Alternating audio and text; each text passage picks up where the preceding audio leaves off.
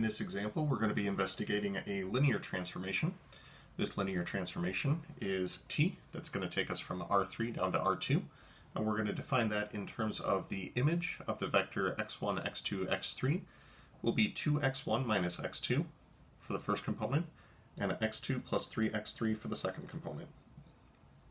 So with that in mind, first thing I'd like to do is find the image of the vector 5, 3, 1. Now the image of a vector is saying, let's go ahead and plug in this vector and see what we wind up getting as the output. So according to our rule, we're going to take 2 times the first component, so 2 times 5, minus whatever the second component is. In this case, that would be 3.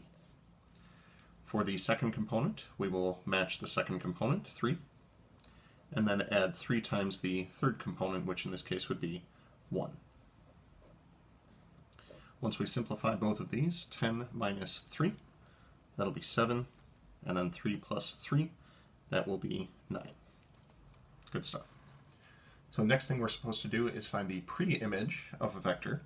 The pre-image says that a vector is inputted to the transformation, and we get this as the output. So what we're supposed to do here is solve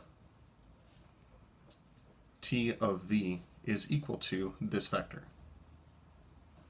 So we will assume that vector v takes on the 3 components, v1, v2, v3, since a vector in the domain has to be in R3.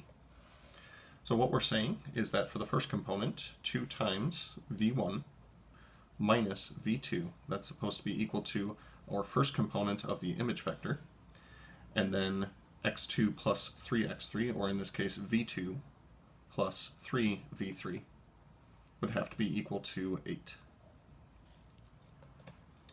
Now with those things in mind, this can be modeled using a, looks like a 2x4 augmented matrix. So let's go ahead and do so. This will represent v1, v2, v3, and the corresponding augment.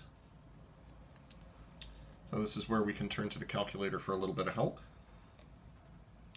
Entering the matrix menu, we'll edit. We want a 2x4 matrix.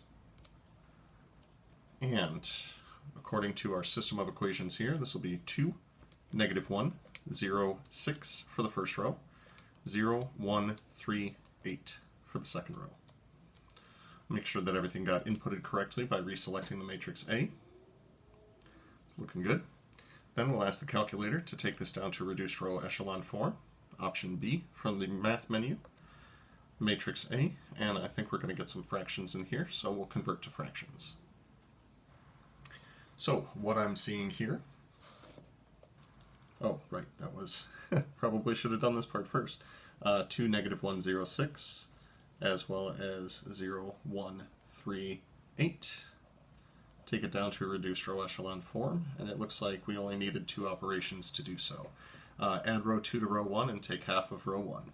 So 0, 1, 3 halves, 7, and 0, 1, 3, 8. This allows us to interpret v3 as our free variable.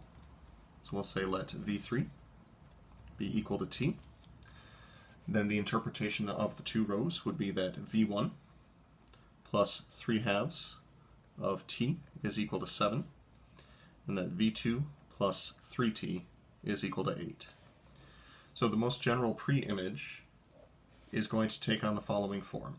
Solving for v1 will give us 7 minus 3 halves t. Solving for v2 will give us 8 minus 3t. And v3 is supposed to be equal to t. And this is where t can represent any real number.